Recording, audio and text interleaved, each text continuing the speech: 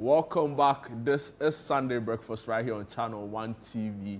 Just gone by Stanley Nati taking us through an amazing time of praise and worship, you can say, right here on Sunday Breakfast. Before that as well, we had a news review segment where we brought you the big news stories, that's been making rounds the whole of this week up until this morning. Up next is our health conversation, and we are very privileged to have joining us Dr. Kalsum Zakaria Adam, who is a public health practitioner and also a maxillofacial surgeon. She'll tell us a bit more about our topic today. We'll be discussing halitosis, oral infections, all of it and more right here on Sunday Breakfast. But even before we do that, for some reason, it's like everybody's born in the month of May. I know. I thought I had exclusivity for the month. Please. But let me just use this opportunity to wish a couple of people a happy birthday. And this message says, happy birthday, babe. Hey, Charlie. Wishing you a day filled with love, laughter, and all the favorite things. Stay blessed, and let's meet at the other side. And this coming from Chikata, who works with us here at ChannelOne TV. And CTFM. He says, happy birthday, babe. He doesn't want to add a name, but I'm sure you know yourself. I'm sure it isn't one stone to kill, but happy birthday. I have one here. Let me do it quickly. So this is happy, glorious birthday to my G for life. You've been a pillar of my life from day one. You've been my strength, baby. You are such an amazing soul, and I'm glad to have you. God bless you and keep you safe. I heart you. You heart one. You love him. And this is coming in from our very own Pearl, our director for today. You have any more? Or should we go straight to our topic? A couple of messages, just very briefly. Happy birthday to Grace Te Sakite. And I'm sure you know where this is coming from. From your children, Benjamin, Sarah, Edmond, Edwin, George, and Daniel Sakite of the City Newsroom. Charlie, quite a battalion. Benjamin, Sarah, Edmond, Edwin, George, and Daniel Sakite. They say, we see you, we honor you, and we are proud to be yours. We wish you long life, good health, and prosperity. Thank you for being the heartbeat of our family. Happy birthday, Mama. And this coming from your children, Benjamin, Sarah, Edmond, Edwin, George, and Daniel Sakite. To Grace Te Sakite, oh, Charlie, have a happy birthday. And finally, if you don't have any, also happy birthday to Nana Kwesi Cranton. He's a major guy. Family, friend, brother, everything and more. I wish you a very happy birthday. I hope you have the best birthday yet. And like I said to you, may the grace of God, continually abound. And of course, also to Phoebe Osei, who is a church member, you're celebrating your birthday today. Much love to you. Happy birthday. But I joined in the one you. I was about to say I forgot to join in it. I attach myself. All of us here at ChannelOne are wishing I tie myself to Nana the birthday a happy birthday as your co-side chick. Actually, main side chick. I wish you happy birthday. Ezekiel is. But today we're talking about Ezekiel is. I just wanted to say that he's a good man. We've worked with him before. Yes, we have. And he's a really amazing guy. Yeah. Doc, we are sorry for taking some of your time, but we had to do it. We're talking about halitosis. If you have any messages that you'd like to share, send it to the WhatsApp number 0204-447-033, 0204-447-033. Alternatively, you can go on our social media platforms and send it to with the hashtag Sunday Breakfast, and we'll read it here on the show for you. So talking about halitosis. What causes it? What is it? Okay, so halitosis, I'm sure a lot of people are not familiar with that word. Okay, it's a medical term. Yeah. It's a medical term for common bad breath. So there are people, I'm sure a lot more people may be asking, bad breath, there are times that you wake up in the morning and you have bad breath. Is that what we are talking about? Or is there a different bad breath that we are talking about? So yes, bad breath, there are two major causes or two major types of bad breath. You have the physiological one. Anytime you hear physiological, it has to do with something that happens normally as part of your living process. Okay, so you haven't slept for about 8 hours, 6 hours, that would have given, and with the fact that a lot of people don't like having to do their evening brushing, okay, so when you wake up, there would have been that 6 hours or 8 hours of some putrefaction of some remnant of food in the mouth, and then that is what gives you the physiological halitosis. But you and I know that most of the time when you wake up in the morning, you do your oral hygiene in the morning, so that takes it away. But the one we are going to focus on today is the persistent halitosis, which is pathological. So when I say persistent, it means that throughout the day, not only associated with early mornings, but within the day, you tend to have bad breath. And then also the fact that possibly a third person may have told you that you have halitosis. Okay, so that makes it pathological. And there are so many causes of the pathological halitosis. We have 3 major types. We have one which we call halitophobia, then we have pseudo-halitosis or false halitosis, and then we have the true halitosis itself. So 3 major types, and you need to be able to tell the difference. So when we say pseudo-halitosis is false halitosis. It's likely that this particular patient or this particular person feels that, oh, I have bad breath. Or anytime I walk past people, people tend to behave differently towards me. So it's likely that they are actually talking about me, or it's likely that they are saying that I have halitosis. So that's a false one. And then halitophobia is, yes, the patient has had halitosis before and was diagnosed in the hospital and was treated for it. But after treatment, the patient still has that psychological thoughts that he or she still has halitosis. Okay, and then the true halitosis. And the true halitosis is, yes, truly the patient has bad breath. And there are varied causes of true halitosis. So we'll start with the 90% of it. The 90% of it is from the mouth. So you having food debris, remnants within the mouth, the tongue itself. People brush, but they don't clean their tongue. So when people bring out their tongue, you see that there's this whitish coat of food debris. I mean, over a very long time, you know, that has stained the tongue. And then also they are not into the habit of flossing in between their teeth. I always say that when you brush your teeth without flossing, it's just like taking your shower and then leaving your armpits and not cleaning your armpits, you know? I like that. It's just like that. Then 50% of Ghanaians are in trouble. They are in trouble because they don't is like, it's not something that taught. people like to do. So that's what I always liken it to. And so that's the 90% coming from the mouth. And then there are other causes of halitosis that could also come from your sinuses.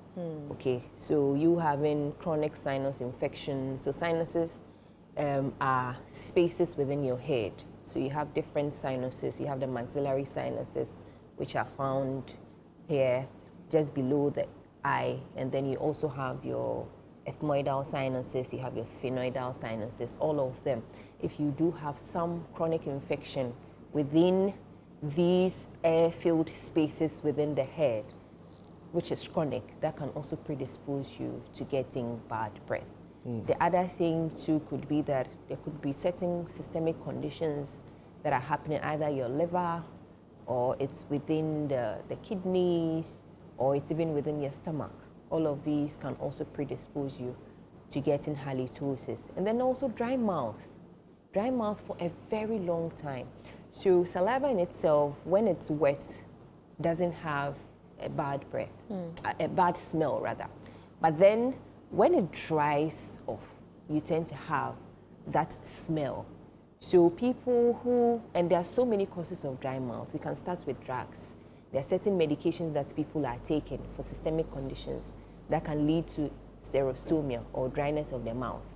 So some of these medications could be antihistamines. You are taking antihistamines for a very long time. That can predispose you to getting dry mouth. Another thing could be that you are taking certain medications like diuretics. Okay, and these diuretics can also affect the salivary glands and then give you this dry mouth that we are talking about. Another could be that people tend not to take in a lot of water. So they are dehydrated generally, okay? And that can also predispose them to getting bad breath. But the main problem with halitosis is the accumulated plaque coupled with food debris around the mouth and its oral structures. And this can predispose you to getting certain bacteria that can act on these and then tend to give you that putrefying smell that is perceived by others. And it is actually a very important topic to discuss because it has psychological implications.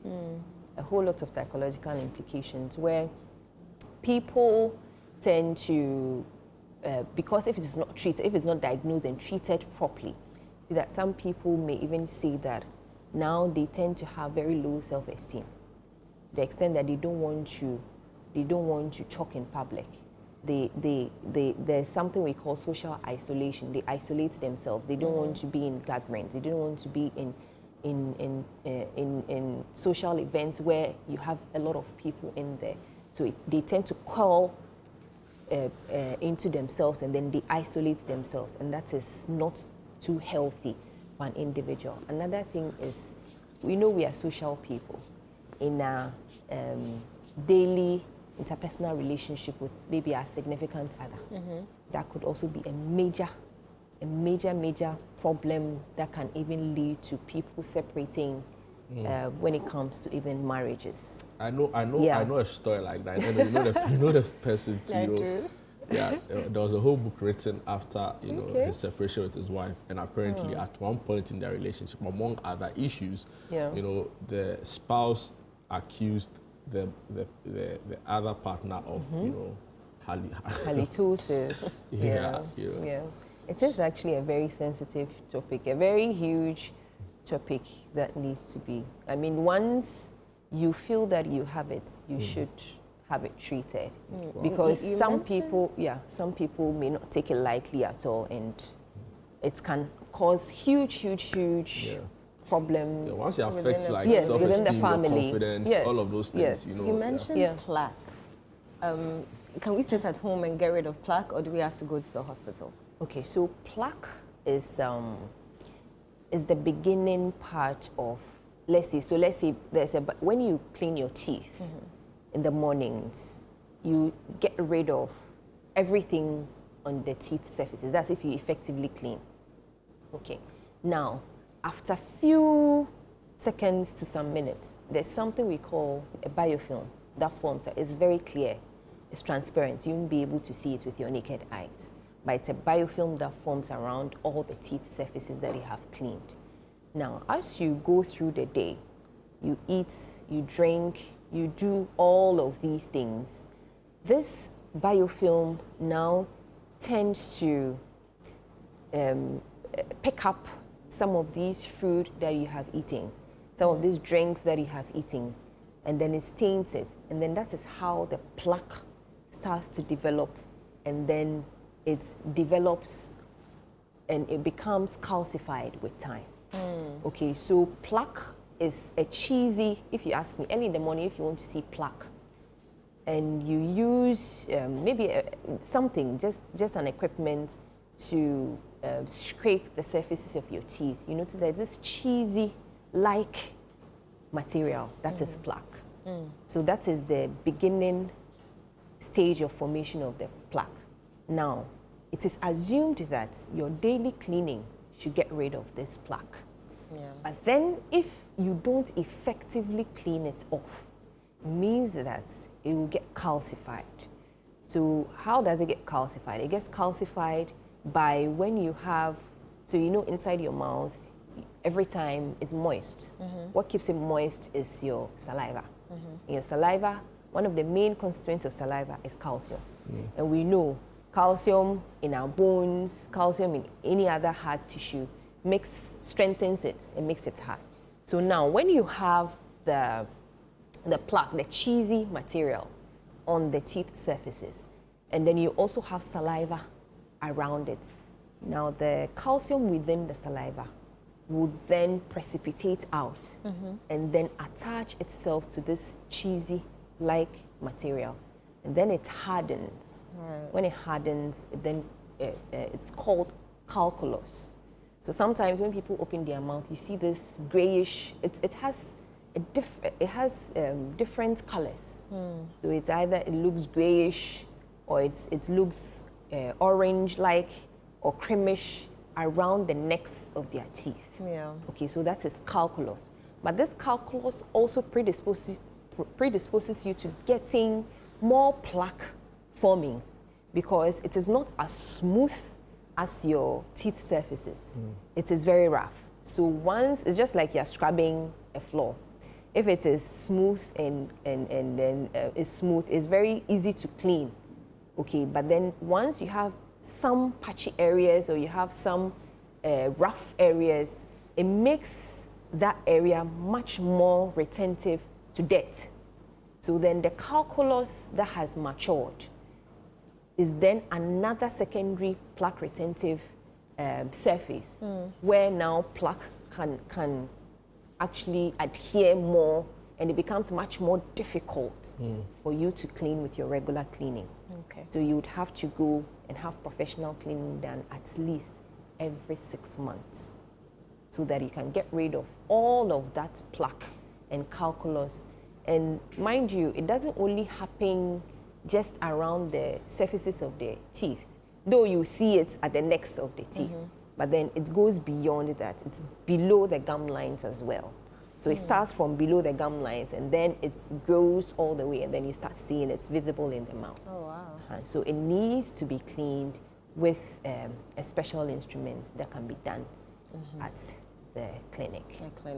I see tonsil stones. Are they, can they cause halitosis, and what are they in the first place? So tonsil stones are usually stones. So you can see from the diagram, there's this whitish, they look whitish or creamish sometimes, just entrapped within the crypts or within certain pockets in your tonsils. Okay, so these are tonsil stones, or we call them tonsilloliths. Okay. So a stone that has formed within the tonsil. Now your tonsils are just lymphoid tissue that helps to boost your immunity. It helps to trap certain bacteria and all of that. Now, these tonsil stones, the constituent of these tonsil stones are basically some food debris, remnants of food within your mouth that has been entrapped within these tonsils. Okay, so these are your palatine tonsils. We have different types of tonsils within the mouth. You have your palatine tonsils that are associated with the palate. Then you have the pharyngeal ones that are at the side that you can see. Then you have the ones too that are related to the tongue. We call them the lingual tonsils. And there are others too that are related to the Eustachian tube that we call the tubal ones. Okay, so basically you are seeing the pharyngeal ones and the palatal ones. So now these food debris, remnants of these food debris, together with bacteria, the research has shown that you have about 700 and over bacteria in the mouth. So some bacteria, together with certain dead cells inside the mouth, you know you're always eating, the flesh of the mouth sometimes sheds off. So that is the dead mucosal tissues. Okay, so all of these come together and then they are trapped within the tonsils. And most of the time, it has a very foul smell. And it is one of the causes of untreated and chronic halitosis. So there are times that people do not know. They treat halitosis for a very long time, but they are not getting any cure, or they are not getting any resolution. You should look at the tonsils and be sure that the tonsils do not have stones. These stones tend to have very, very, very foul smell that can give you halitosis in the long run. Interesting. So you need, so if you do have tonsil stones, if you can recognize it, sometimes it's very easy. When you open the mouth, you're able to see. But some people are not even aware of it. Yeah. So they may not even be sure that, okay, so this is an abnormality, or this is not supposed to be there. They think that, okay, that is how their tonsils are supposed to be. But any whitish or creamish material that you see within the tonsils at the back of the mouth, it should give you high index of suspicion that you do have some tonsil stones, and it needs to be given some attention. And these tonsil stones can be removed. Okay, there are preventive ways. It can be removed at the hospital. You can actually have the tonsil itself removed at the hospital as well. It won't affect you in any way? No, it won't affect you. Most of the time, even some of these tonsils are so large that they don't only cause tonsil stones, but then they tend to cause obstruction. And then they tend to cause even what we call obstructive sleep apnea and what have you. So some of these, most of the time, you see it in kids, and they are removed. Wow. So if you do have still some tonsil tissues, some what's the name? Yes, your tonsils are enlarged to a large extent, and it's trapping these food debris, causing the tonsilloliths. Yes, you should have it treated, and it may be the panacea to your halitosis that you have been trying to treat for a very long time. Interesting. I saw some research by the CDC in America, but also, spoke or was quite reflective for other Western cultures, and it said that 85% of persons aged between 18 and 44, engaged a lot in oral sex. Yeah.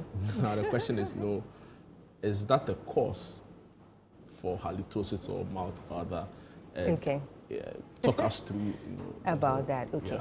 So oral sex, I wouldn't say it's a cause of halitosis directly. I'd rather say that oral sex, because a lot of people, as you have mentioned, a lot of people are engaged in oral sex, it tends to predispose people to getting oral cancers or certain STIs, okay, that can also affect the mouth. And if these cancers, if these sores or these infections are not treated, it can also lead to so many other things, including bad breath. So it's not a direct cause of bad breath, but then whatever that it causes, that is the ulcer or that is the infection, can predispose you to getting halitosis. It can be one of the symptoms that you may end up having. But oral sex, yes, now a lot of people are having oral sex, and that can predispose you to a lot of the infections, especially the viral infections, like HPV infections, which can predispose you to getting some cancers within the mouth, like oropharyngeal cancers and others. What treatments are available? Because I'm sure just brushing your teeth won't help. Yes. So it depends on the course. Okay. And we mentioned that the true halitosis, 90% is from the mouth. So oral hygiene instructions, doing your regular cleaning morning and evening is very important. Flossing in between your teeth is also very important. Using over-the-counter mouthwashes is also very important. Those are the things that you can do at home. Now, the other things are you need to have professional cleaning at least 6 monthly, so at least twice in a year, to be able to take care of the calculus that we explained at length, which cannot be taken care of by your regular brushing. Okay, so that's one thing. The other thing is that it is dehydration. You need to be hydrating as much as possible. If it has something to do with certain other organs within the body, let's say chronic sinusitis, it needs to be treated.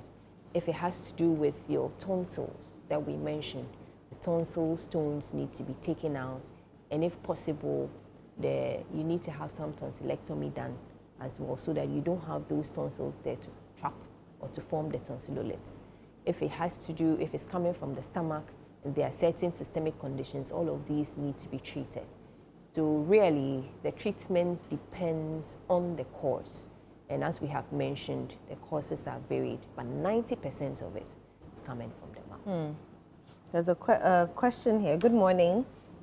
I would appreciate it if the doctor could clarify something. Is it true that in most cases of halitosis are caused by problems in the head, such as chronic sinus infections or catarrh?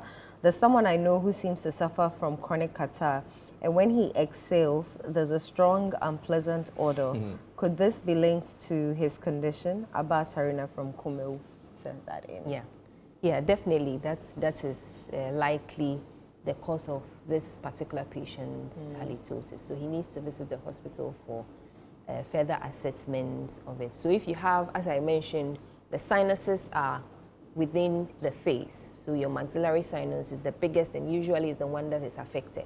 Okay, so when you have chronic sinusitis affecting, you won't see it visibly, it's within the skull. So if you do have that infection, chronic sinusitis, where you definitely, most of the time you have chronic cough, catarrh, and all of that, yes, it's likely that is you have some infection within these sinuses that is not drained. So it stays there, it putrefies, and then eventually you end up having the halitosis that we are talking about. So this patient needs to be seen as soon as possible and then treated. All right. Amazing. Doc, it's always a pleasure having you. Thank you too. Thank you for this. Yeah. The rest I'll say off air. I'll say off air. All right, so that's all time we'll last for yet another really insightful conversation on halitosis and also oral infections, and very importantly, ending with how you can guard yourself against this, condition. We'll take a break. When we are back, we look at the rather, distressing story of undocumented migrants, who are posing a really significant challenge on our major streets. The good news is they've been taken off them, but really, how sustainable is this? We'll be finding out more on this particular developing story right after this break. Don't go away.